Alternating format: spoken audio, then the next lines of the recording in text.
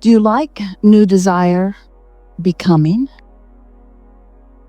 Do you like it enough that you might be willing to come forth into a physical body, into an environment of contrast, for the express purpose of the hatching of new desire? Newer, deeper, fuller, more meaningful. Well, now you put it that way, Abraham. Not so much. And yet here you are in these physical bodies, the larger part of you remaining non-physical. Do you know that?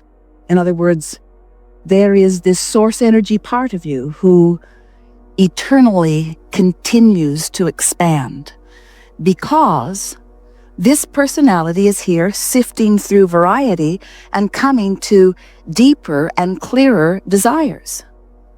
Because you knew when you made the decision to participate here in this physical format that life would focus you into greater desire. And you so liked that idea because then you remembered that, then you knew. It wasn't a matter of remembering it because then you had not lost sight of it. Then you knew that as new desire hatches, all you got to do is become vibrationally familiar with the new desire, and then manifestation follows. Not eventually, quickly. Sometimes as we visit with our physical friends, and we know we love you very much, that you are really, we love you very much, deep into the details, we love you very much, of manifestation. We know that the manifestation really matters, and we want manifestation to matter to you. It must be really irritating to hear someone who is non-physically focused continue to draw a big circle in the air and tell you it's the vortex and insist that you go in. It's sort of hard to get your thoughts around that.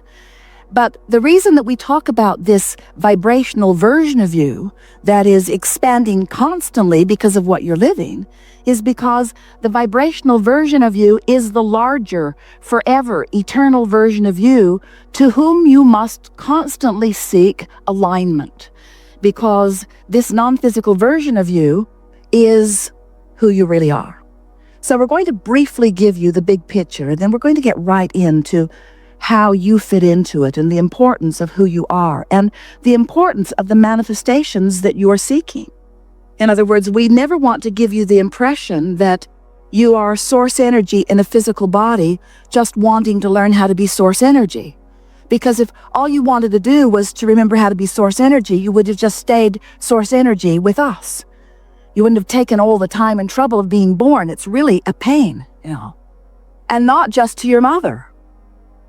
In other words, coming forth into a physical body is a big deal. There's a lot of adjustment because you're born into a vibrational environment that is not pure positive energy like you remembered. That's why you cried a lot, especially at first, and slept a lot, and ignored everyone a lot. They kept saying, come on, give me your attention. And you said, I'd rather not. You're not up to speed with me.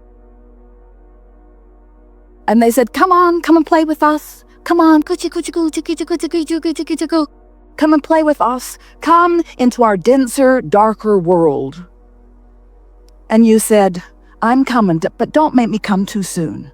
Let me remain in this pure positive energy. And we want you to realize that there's no danger, there's no risk in getting out there on the bleeding edge. There's no risk in that. It's just that you are supposed to feel good. You are meant to feel good. Feeling good is who you are, and feeling good is possible under any and all conditions. And when you get that you have the ability to hold your thoughts in a position that allows you full alignment with who you really are, then what you will have is the knowledge to control the manifestations of your life. Until then, not so much. What most do, even those like you who have been listening to us for a while, you look for details in manifestation to which you can have a good feeling response. And there's nothing wrong with that. We encourage it. We've been teaching it for a very long time. But if you need manifestations to perform for you in a way that evokes from you a good feeling response, now you're creating life by default. Now you're letting the circumstances, you're letting others, you're letting manifestation dictate your alignment, and you want to do it the other way around. You want your alignment to create manifestations, and it's different than you have, for the most part, been playing it. Esther is astonished at how much manifestation has been being searched by her for details to affect the way she feels.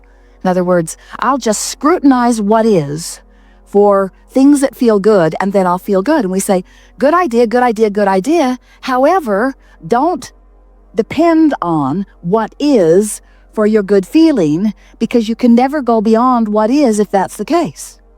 You're not a regurgitator of what isness. You are a creator of new what isness. So, as you stand in your physical body and you're aware of the buffet that's before you, some things you can look right at and know you prefer them, and some things you can look at and know that you would like it to be better. And have you noticed that if you let yourself believe in your own or global or mass consciousness, personal or bigger expansion, that you cannot stop for a moment thinking of what would be better?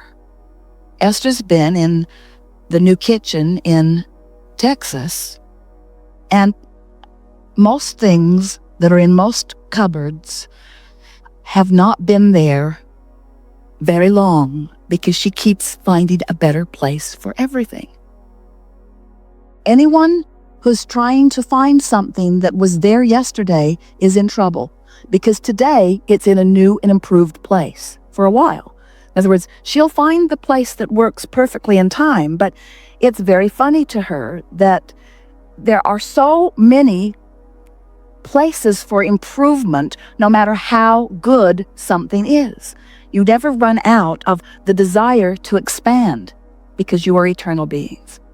So this expansion is contained, and that's not an accurate word because it's fluid and flowing, but it is held. That's not really the right word either, because it's fluid and flowing, but it's gathered is a better word. It's amassed is a better word in what we're depicting as a vibrational vortex. And the reason we call it a vortex is because in this attraction power, there's this constant gathering of things that match this desire. We call those the cooperative components to what you are asking for. Well, vibrationally speaking, that's sort of boring, Abraham, because I can't see that stuff amassing. I trust you sort of, but I can't see it, so it's conceptual. It's a theory. Feels a little like fairy dust all over it. I get the idea of it. I believe that vibration precedes everything, but to ask me to believe in a vortex that I can't see, when there's all this manifestation that I can see, oh, Abraham, manifestation is more compelling, because we could gather together in groups. We can agree on what we see. We can take tests about it. We can accurately acknowledge what it is. Manifestation is meaty. It's seeable, hearable, smellable, tasteable, touchable. It's reality. Abraham, manifestation is reality. We hear you. You talk to us all the time, and quite often you're annoyed.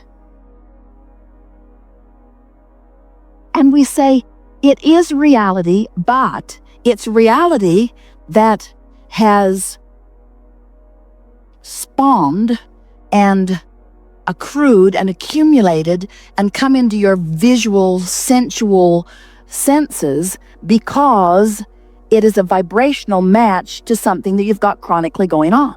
And you have to know that, because as you move around the planet and you interact with people, you see people living in similar circumstances that are manifesting entirely differently. You see people who everything seems to always go wrong for them, and you see people who everything seems to always go right for them.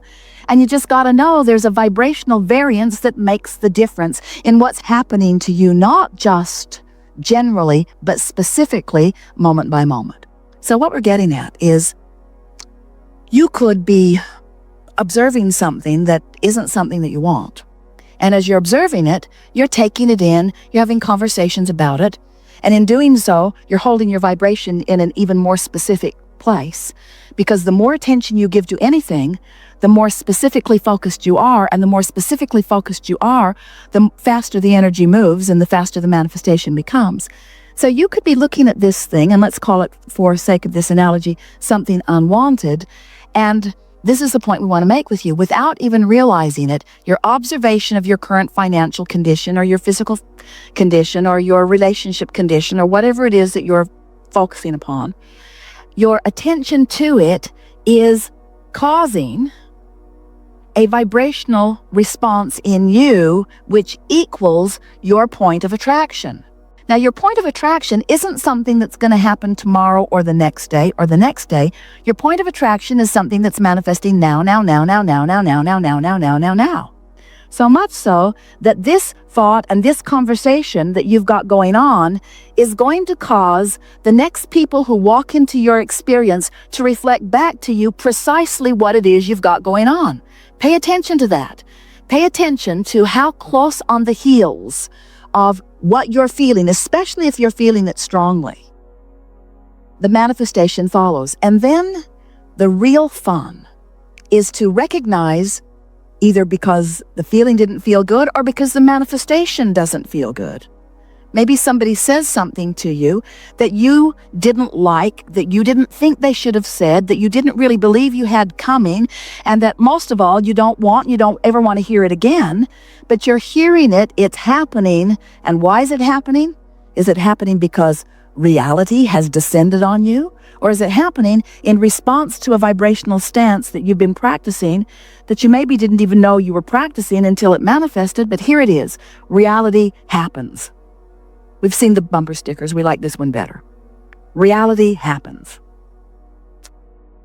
So then you say, we want you to say, oh, but I get this stuff. I know that I'm the creator of my own experience. I'm not a regurgitator. I observed that, and I had a regurgitating knee-jerk response to it, which I kept practicing because it was really absurd and obscene what happened. And so I told everybody that I saw for a while, do you know what that guy said? Do you know what he said? Do you know what he said? Do you know what he did? Do you know how he made me feel? So you keep it going for a little while, but in all of that, launching, clarifying, vortexing, creating, doing the vibrational precursoring, it's not a word, but write it down anyway, to what future manifestations can be depending upon what you do vibrationally. In other words, you've launched the rockets, the potential is there for the new and improved experience. The question is, are you going to keep regurgitating what is, because after all, that guy was really out of line? Or are you going to take the bounce and practice, and here are the operative words, practice the less easy vibration, because that's the easy vibration. You just observed it. All of your physical senses told you it was reality, and if you gathered together with others and went on some of those talk shows, most of the people would agree with you that that person was a misbehaving person and that you are right. But we are wanting to say to you, it doesn't matter how right you are in your negative emotion or in your pushing against, you are depriving yourself of the creation that has been born out of it, and you can't feel good until you come along with the new creation, because you got to keep up with you. You got to keep up with you. We have adored this interaction. It is delicious to interact with you. We can feel that you are in an entirely different place of understanding. You can feel the power of the vortex, and your relationship with it has shifted dramatically. We are eager to observe the manifestational evidence of the vibrational shift that has taken place within you. You now know deliberate creation in a whole new way. And everyone with whom you interact is just going to be this godsend of a reflection of how you're doing vibrationally. It's so nice. Manifestation fast on the heels to let you know where you are. And why would there be such a loving universe that would give you constant feedback about where you are? Because you're supposed to feel good. Because it's right that you feel good, that it's natural that you feel good. There is great love here for you. And as always, we remain consistently and insistently with practice beyond verbal description in the vortex.